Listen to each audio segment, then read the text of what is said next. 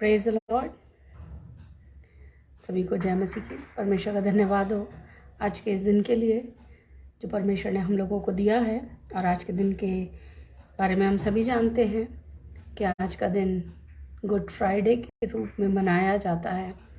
और इसको लोग सोचने पर मजबूर हो जाते हैं कि इसको गुड फ्राइडे क्यों कहते हैं, जबकि ये तो यीशु मसीह की मृत्यु का दिन का प्रतीक है।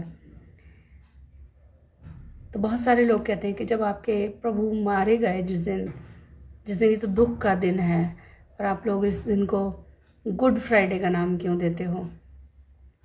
तो मैं बताना चाहती हूँ कि यीशु मसीह का आना, यीशु मसीह का इस संसार में रहना और यीशु मसीह का मारा जाना, गाड़ा जाना, दफन होना और फिर तीसरे दिन मुर्दों में से जी उठना, ये सारी ही बातें भविष्यवाणियों के नियत तय होनी पूरी थी।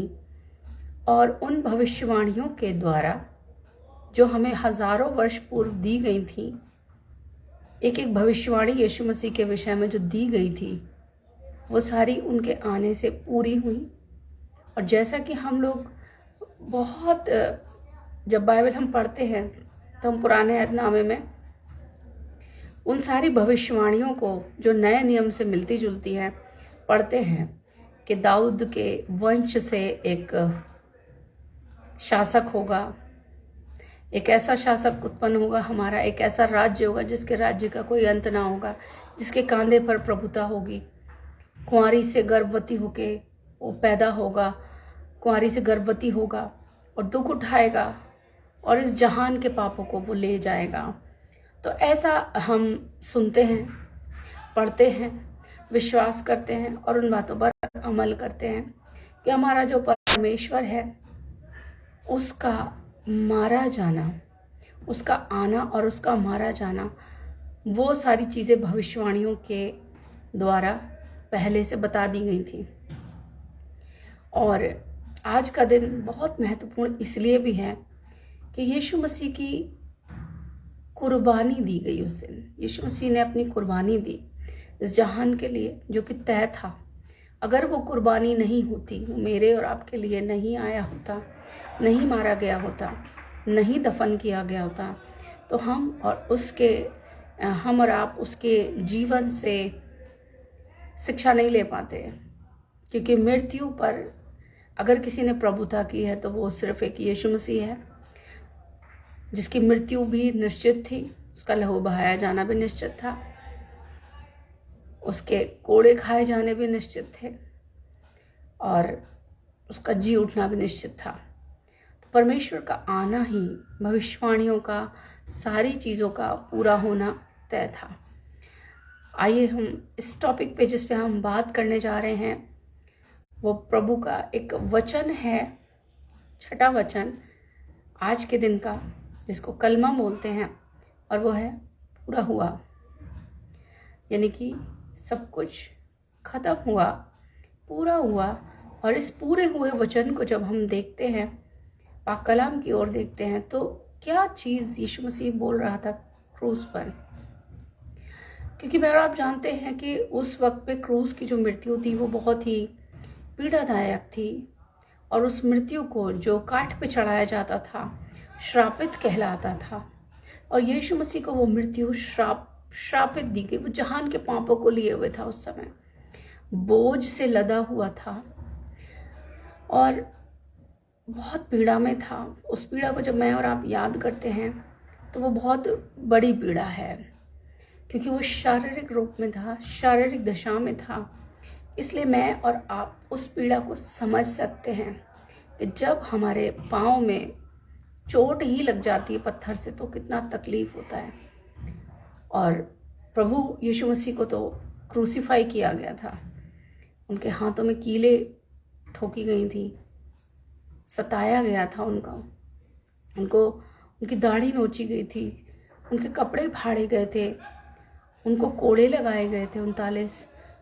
और उनके शरीर का जो हिस्सा था वो लहूलुहान था, घाव से भरा हुआ था, रोग से उनकी जान पहचान थी। और यहोवा ने उसको मारा कूटा और रोगी किया इस कदर कि उसकी शक्ल भी नहीं पहचानी जा रही थी। ऐसा यशाया भविष्यवक्ता की पुस्तक में लिखा हुआ है। जब मैं और आप यशाया भविष्यवक्ता की पुस्तक को पढ़ते हैं तो बाइबल बताती है कि उसकी कब्र भी दुष्टों के संग ठहराई गई और मृत्यु के समय वह धनवान का संगी हुआ। यद्यपि उसने किसी प्रकार का उपद्रव ना किया और न उसके मुंह से कोई छल की बात निकलती थी। तो यहोवा को यह भाया कि उसे कुछ ले, उसी ने उसे रोगी कर दिया। जब वह अपना प्राण दोष बलि करे तब वह अपना वंश देखने पाएगा। वह बहुत दिन जीवित रहेगा, उसके हाथों से यहोवा की इच्छा पूरी हो जाएगी।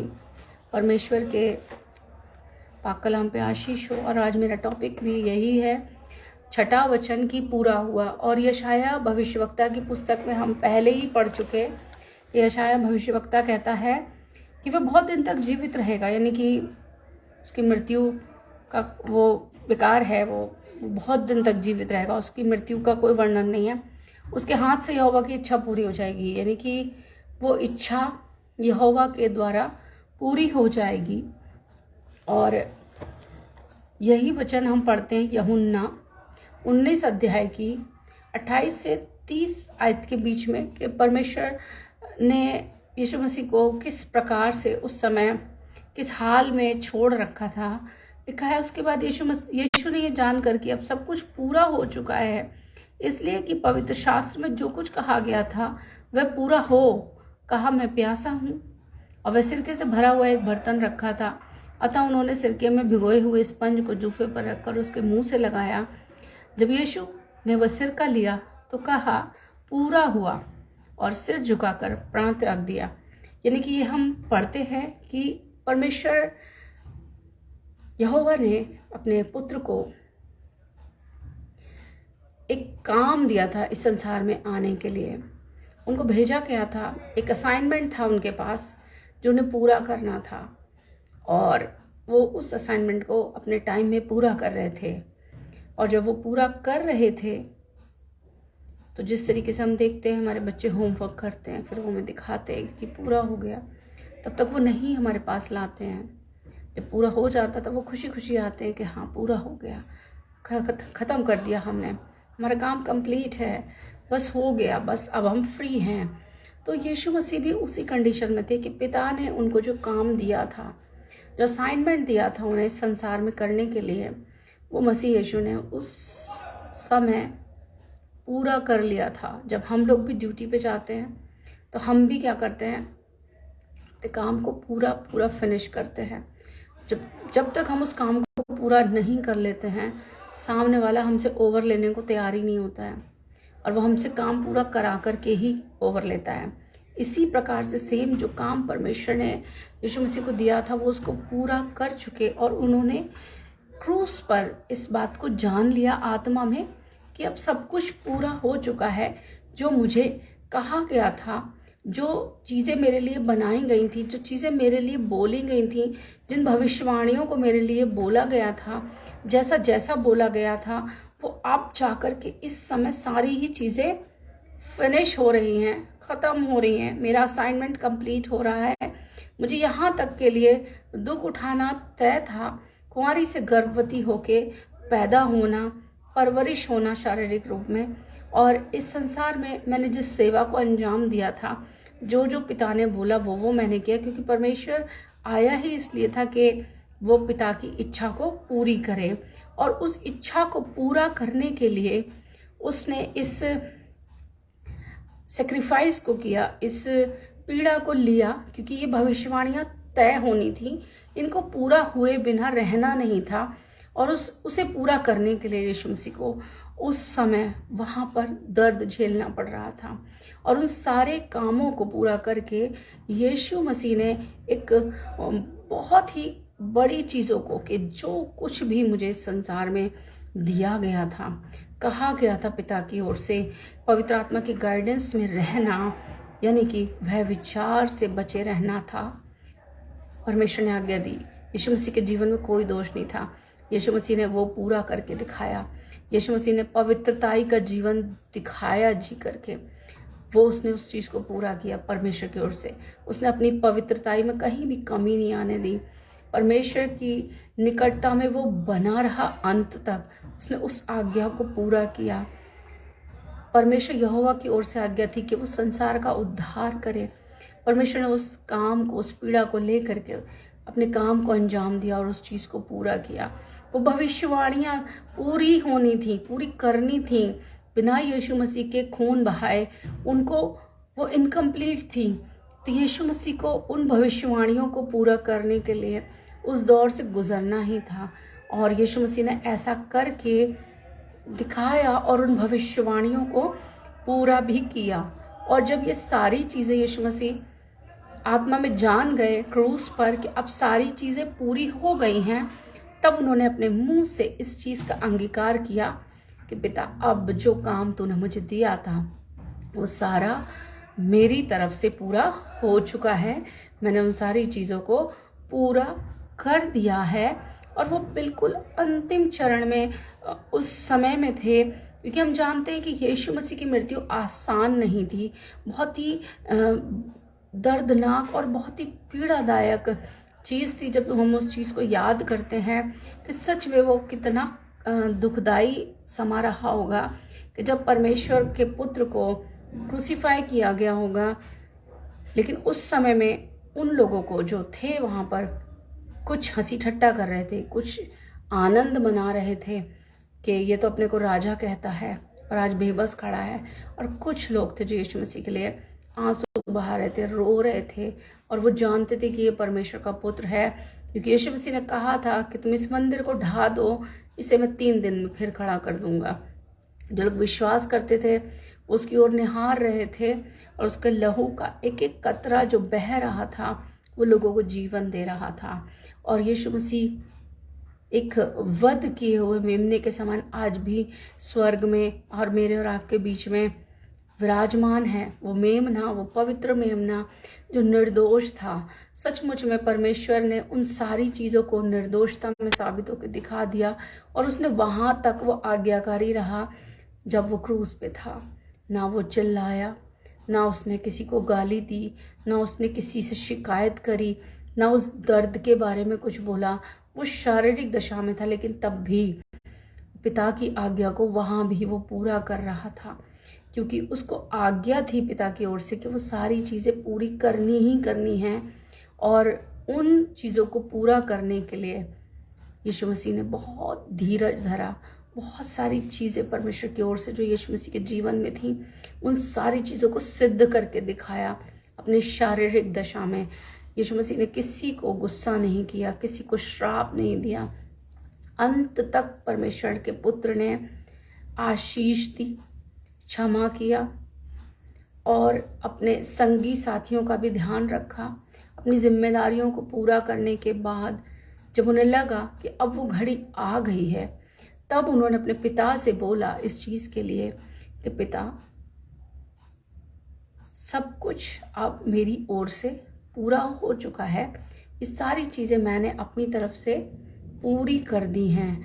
आज यीशु मसीह ने मेरे और आपके लिए उन सारी चीजों को तो पूरा कर दिया है। फर्ज बनता है मेरा और आपका कि क्या जो वो चीजें उसने जो पूरी की है, क्या वो चीजें मेरे और आपके जीवन में पूरी पाई जाती हैं? क्या उद्धार मेरा और आपका पूरा हुआ है? क्या चंगाई मेरी और आपकी पूरी हुई है? क्या यीशु मसीह की शांति मेरे और आपके जीवन में पूरी है? क्योंकि यीशु मसीह तो एक ही बार में सब कुछ पूरा कर दिया।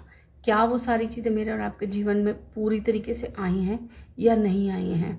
आज हम इस चीज पे मनन करेंगे कि यीशु मसीह ने जो जीवन दिया, अपना लहू बहाया, मेरे और आपके लिए मारा गया, गाड़ा गया, दफन हुआ और फिर जी उठा, उसने मृत्यु पर विजय पाई। क्या उस लहू की जो उसने मेरे और आपके लिए बहाया, हम और आप वैल्यू समझते हैं? क्या हम इस दिन को आज यादगार के रूप में मना रहे हैं? क्या हम बार बार यीशु मसीह को क्रूस पे नहीं चढ़ाते पाप कर करके? हम और आप बार बार उसको अपराधियों के संग गिनते हैं। बार बार हम उसको श्रापित करते हैं। जब मैं और आपके जीवन से पाप जाहिर होता है, जब मैं और आप पाप में फिर से चले जाते हैं, जब मैं और आप उसको ठुकराते हैं, मैं और आप उसका रिजेक्शन कर देते हैं, मैं और आप वह विचार में गिर पड़ते हैं, मैं और आप उसकी आज्ञाओं को नहीं मानते हैं या उसके वचन को नहीं सुनते हैं, तो हम उस पूरे हुए काम को फिर से दोषी करार देते हैं। यीशु मसीह को फिर से हम क्रूस पे चढ़ाते हैं, झूठ बोल बोल के, पाप कर करके। तो आज जो काम यीशु मसीह ने मेरे और आपके जीवन के लिए पूरा किया है, पूरी रीति से उसने उद्धार दिया है, पूरी रीति से वो मेरे और आपके लिए आया है, पूरी रीति से उसने मेरा और आपका छुटकारा तय कर दिया है। क्या मैं और आप उसकी उस उद्धार को पूरी तरीके से ग्रहण कर पाए हैं? क्या पूरी रीति से मैंने और आपने यीशु मसीह के इच्छाओं को पूरा किया है? आज हम इस चीज़ के लिए परमेश्वर से प्रार्थना करेंगे कि यीशु मसीह तू दुनिया में आया, तूने मेरे लिए बहुत बड़े बड़े कामों को किया है, बहुत मेरे और आपके छुटकारे के लिए अपनी जान तक को दे दिया। तो यीशु मसीह इस जगत का उद्धार होना चाहिए। जो लोग तुझे नहीं जानते वो तुझे जानने पाए परमेश्वर, और पूरा का पूरा जहान बचाया जाए। और ये मेरी और आपकी कोशिश होनी चाहिए कि हम और आप परमेश्वर के इस काम को पूरा करें, क्योंकि यीशु मसीह ने आज्ञा दी है कि जाओ और जाकर के जगत में सुसमाचार का प्रचार करो। तो हम और आप इस परमेश्वर के काम को पूरा करने में मदद करें, क्योंकि यीशु मसीह ने छुटकारा पूरा दिया है, जान पूरी दी है, लहू पूरा बहाया है, पूरे 39 कोड़े खाए हैं, और पूरा दुख उठाया है उसने। पूरा मांस उसका छिला था, नुचा था, उसके ऊपर थूका गया था, उसको सिरका पिलाया गया था, उसने दुख उठाया था उन सारी ही चीज़ों का जो उसके लिए नहीं थी, लेकिन फिर भी पाप की दशा में रह करके उसने उन सारी चीज़ों को झेला मेरे और आपके लिए, क्योंकि ये सारी भविष्यवाणियाँ तय होनी थी और तय हो गई। तो यीशु मसीह ने बोला कि अब सब कुछ पूरा हो चुका है, सारी चीज़ें पूरी हो गई हैं, सारी चीज़ों को मैंने अपना लहू बहा के पूरा कर दिया है। और पूरा जब कर दिया है तो मैं और आप उसको अधूरा ना करें अपने जीवन में। मैं और आप भी परमेश्वर के प्रेम को पूरा ग्रहण करें। मैं और आप परमेश्वर की चंगाई को पूरी रीति से पूरा ग्रहण करें। परमेश्वर ने जो मेरे और आपके जीवन के लिए छुटकारा दिया है उसको मैं और आप पूरा ग्रहण करें। और परमेश्वर ने जितनी आशीषें मुझे और आपको दी हैं उनको भी हम लोग पूरा ग्रहण करें, और इस योग्य बने कि हम स्वर्ग में जाने वाले बने और बहुत ही दावे के साथ परमेश्वर के राज्य में राज्य करें। क्योंकि समय बहुत ही कम है, समय बिल्कुल अंतिम क्षणों में हम जी रहे हैं, क्योंकि ये जो टाइम है ये अनुग्रह का समय है, और इस समय में तैयारी करना, तैयार रहना है। तैयारी करने का टाइम तो चला गया, बस समय और असमय तैयार रहना है, प्रार्थना में लगे रहना है, अपने जीवन को पवित्र और शुद्ध बनाना है, और यीशु मसीह को अपना पूरा उद्धार करता जान के मान के ग्रहण करके अपने को तैयार रखना है, ताकि मैं और आप पूरे छुटकारे के साथ पूरी रीति से हम और आप स्वर्ग में दाखिल हो सकें, उसके साथ हम राज्य करें। और मैं परमेश्वर का धन्यवाद करती हूँ कि परमेश्वर की बाइबल की जितनी भी भविष्यवाणी हैं वो यीशु मसीह की मृत्यु के द्वारा पूरी हुई। क्योंकि अगर ये मृत्यु नहीं होती तो यीशु मसीह मृत्यु के ऊपर जयवंत नहीं हो पाता। उसने अपनी मृत्यु को दिखाया कि देखो, मृत्यु के ऊपर अगर कोई संसार में जयवंत हुआ तो वो सिर्फ और सिर्फ वो परमेश्वर हुआ जो कि कुंवारी गर्भवती हुई, उससे पैदा हुआ, और इस सांसारिक देखरेख में उसका सारा लालन पालन पोषण हुआ। उसके भी भाई बहन थे, उसकी भी माँ थी, वो भी हमारे और आपके समान रोटी खाता था, मेहनत करता था, दुख उठाता था, और 3.5 साल उसने परमेश्वर के सेवा में जिन कामों को किया, और आप जानते हैं अच्छी तरीके से, बस उन 3.5 साल में ही उसने अपने जीवन का जितना भी आश्चर्य कर्म और दुनिया को उसने हिला के फेंक दिया उन 3.5 साल में। और अगर वो कार्यकाल अगर लंबा होता तो पता नहीं क्या होता इस दुनिया में, लेकिन नियत था कि 3.5 साल यीशु मसीह ने जो सेवा की वो पूरी दुनिया में उथल पुथल मचाने के लिए काफ़ी थी। और उन सारी चीज़ों को यीशु मसीह ने बहुत ही मेहनत के साथ, दीनता के साथ, नम्रता के साथ, अपने पिता की आज्ञाओं को मान के जो स्वर्ग से उनको मिली थी उन सारी चीज़ों को लेकर के पूरा किया। पूरा करके उन्होंने अपने पिता को बताया कि मैंने सब कुछ पूरा कर दिया है, अब कोई भी चीज़ ऐसी नहीं बची है जो अधूरी रह गई हो, जो पिता ने मुझे कार्य दिया था इस संसार में करने के लिए, वो सब कुछ पूरा का पूरा मैंने कर दिया है।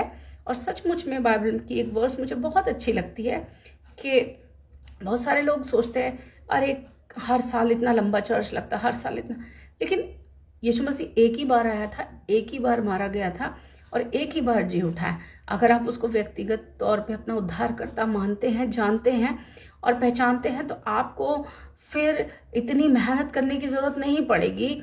आपको परमेश्वर एक बार अगर मिल जाए, छुटकारा दे दे, तो आपको फिर बहुत कुछ करने की जरूरत नहीं पड़ेगी। आपको बार बार उसे क्रूस पे नहीं चढ़ाना है, बार बार यीशु मसीह को तंग नहीं करना है, बार बार उसे वो सिरका नहीं पिलाना है, बार बार उसको भाले नहीं मारने हैं, क्योंकि परमेश्वर ने मेरे और आपके लिए जो करना था वो सब कुछ तो कर दिया।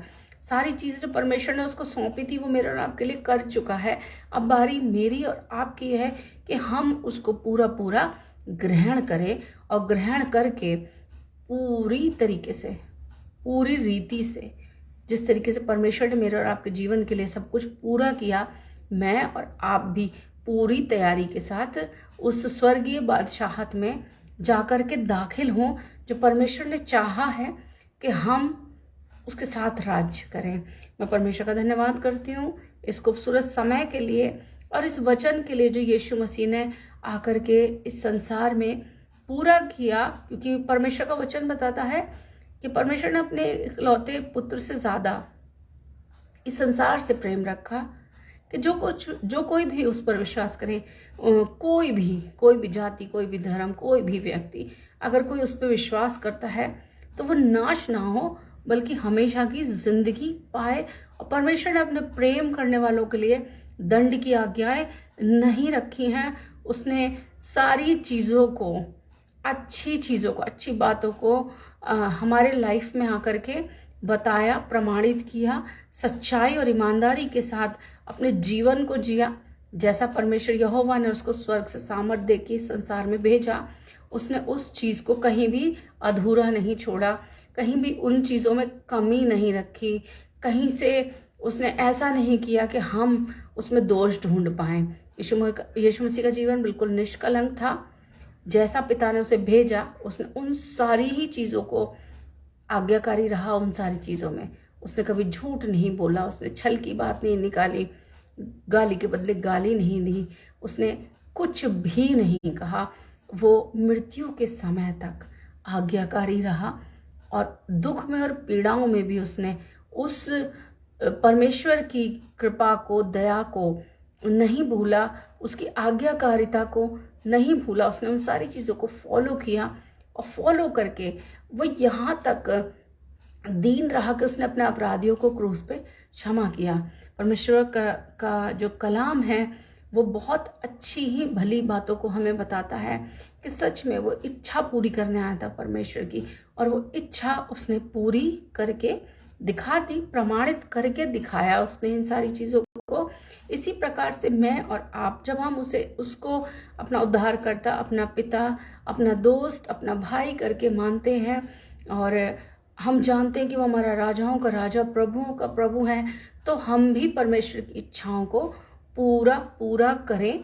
कोशिश करें कि हम परमेश्वर के सामने निष्कलंक बने, अपने सारे ही जीवन को, अपने जीवन के कार्यों को, सारी बातों को, कलाम को परमेश्वर के सामने रखें और परमेश्वर से प्रार्थना करें कि प्रभु पूरा चाहिए, डबल पोर्शन चाहिए हर चीज का। मुझको उद्धार पूरा चाहिए, सामर्थ का डबल पोर्शन चाहिए।